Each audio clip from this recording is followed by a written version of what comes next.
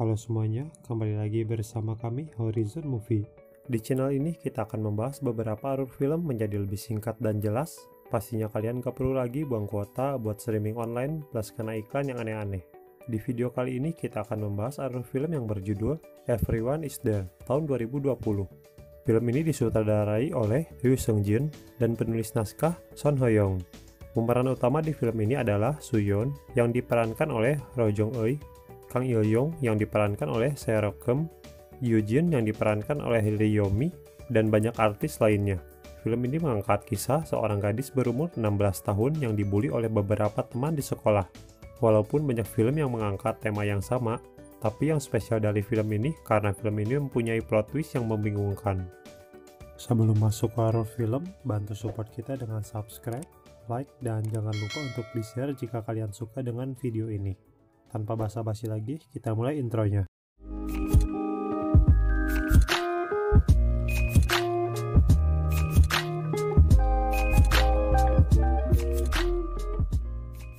Di awal film memperlihatkan seorang gadis anak sekolah bernama Soo-yeon yang sedang berlari di tengah hutan yang gelap dan sunyi, seperti ada seseorang yang mengejarnya. Di tengah pelariannya, gadis tersebut tersandung dan jatuh terguling, kemudian pingsan. Setelah tersadar, ternyata Soo-yeon sudah berada di rumah sakit dengan beberapa luka yang ada di tubuhnya. Beberapa saat kemudian, seorang detektif dari kepolisian masuk dan langsung menginterogasi Soo-yeon.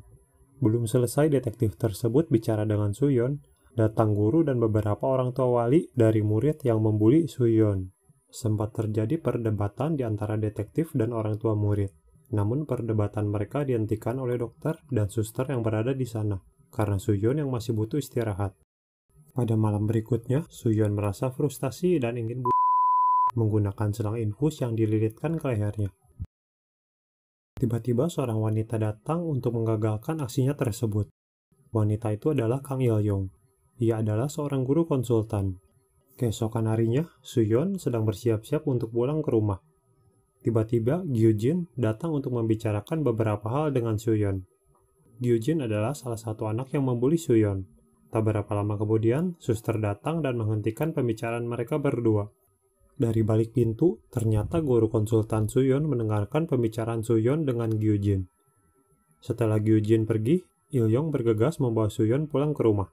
Il-yong terus menemani Soo-yeon kemanapun ia pergi. Sampai di suatu waktu, tiba-tiba Soo-yeon melihat kembarannya yang bernama Jung-yeon berjalan melewati mereka. Soo-yeon dan Il-yong berusaha mengejar Jung-yeon. Tetapi setelah mereka bertemu, Jung-yeon yang memiliki kepribadian bertolak belakang dengan Soo-yeon malah bersikap ketus kepada Soo-yeon. Sebelumnya, Jung-yeon dan Soo-yeon berpisah karena latar belakang orang tua mereka yang bercerai dan membagi hak asuh anak secara adil. Sehingga Soo-yeon mengikuti ayahnya dan Jung-yeon mengikuti ibunya.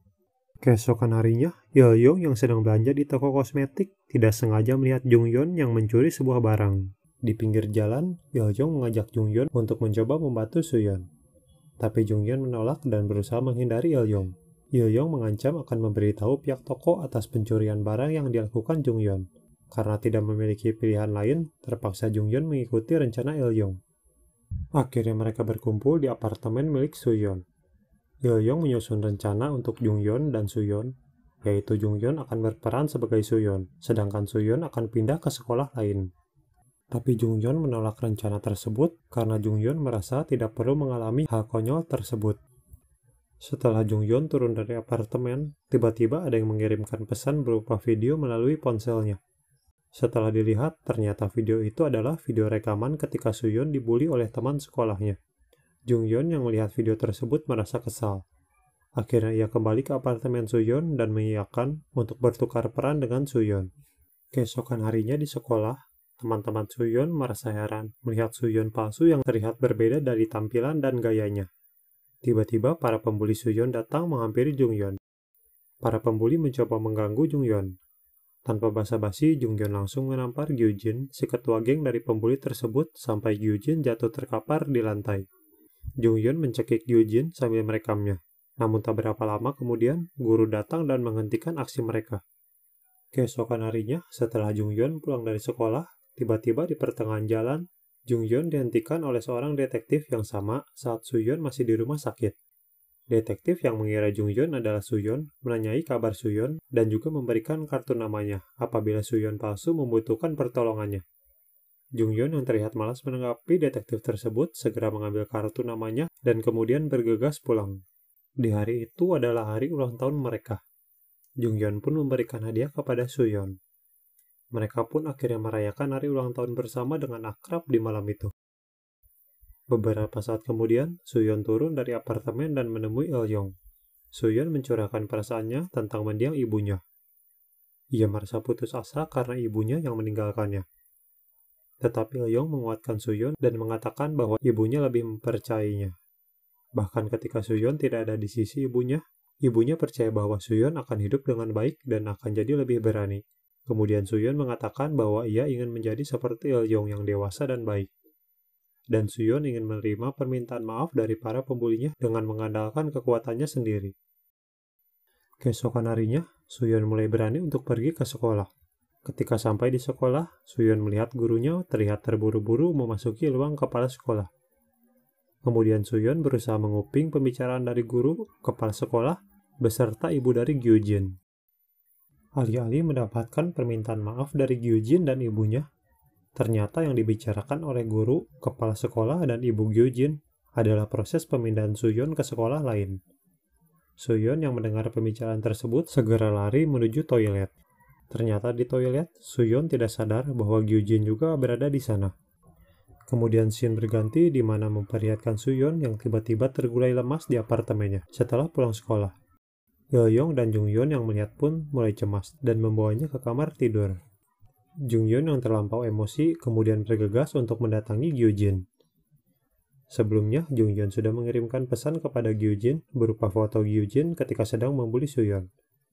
Jungyeon mengancam Gyujin akan menyebarkan videonya apabila Gyujin tidak menemuinya di suatu tempat.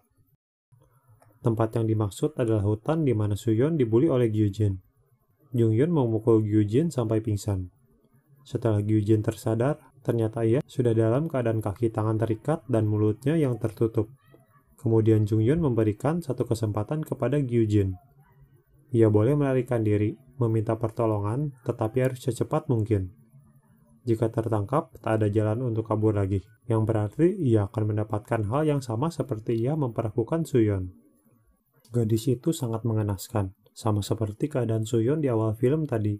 Berlari menuruni bukit dengan tangan terikat dan beberapa luka di tubuhnya. Mulutnya tak henti meminta pertolongan kepada siapa saja, dan dia tersandung lalu jatuh terguling. Gadis itu tak bisa berbuat apa-apa. Ia pasrah dan ditemukan oleh Jungyeon. Saat akan disiram menggunakan cairan asam, tiba-tiba Suyeon dan Il-yong datang menghentikan mereka. Il-yong lalu menelpon polisi. Akhirnya rencana Jungyeon gagal karena Gyujin dibawa ke rumah sakit untuk melakukan perawatan. Seorang detektif yang dari awal tertarik dengan kasus ini pun dibuat bingung. Ia lalu bergegas pergi ke rumah Suyeon, namun ia tak menemukan apapun. Keadaan rumahnya bersih. Rekan detektif tersebut menghubungi untuk memberitahu keadaan Gyujin. Gyujin benar-benar mengalami trauma yang hebat. Ia tak berhenti mengucapkan di sana ada beberapa orang, tapi hanya ada satu. Ketika ditanya tentang kejadian semalam, ia hanya menjawab itu-itu saja sambil menangis. Detektif tersebut menyadari maksud dari perkataan Gyujin.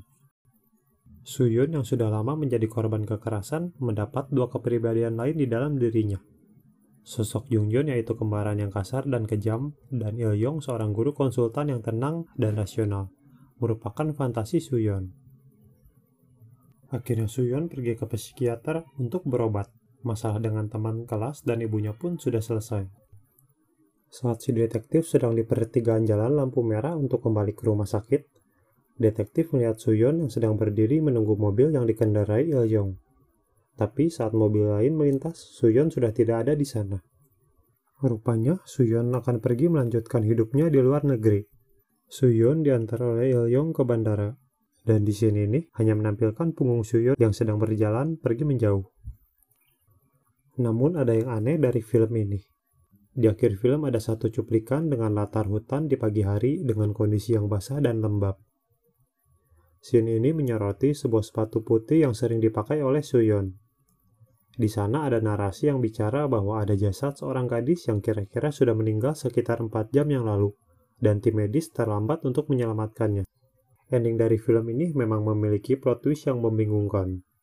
Apakah sebenarnya Jung Yeon, Kang Il Yong, dan pembalasan dendamnya kepada Gyujin adalah khayalan Suyeon ketika ia sedang sekarat di tengah hutan sebelum ia meninggal?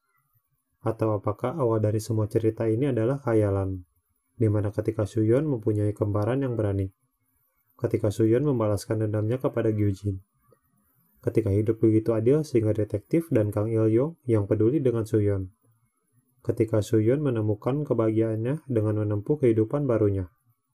Namun terlepas dari berbagai perdebatan mengenai ending dari film ini, ada beberapa pesan yang dapat kita ambil, yaitu jangan pernah melakukan pembulian kepada siapapun atau makhluk apapun. Semua makhluk memiliki perasaan. Trauma yang dirasakan tidak dapat dilupakan seumur hidupnya. Cobalah untuk saling peduli, setidaknya beri semangat atau bertanya mengenai keadaannya.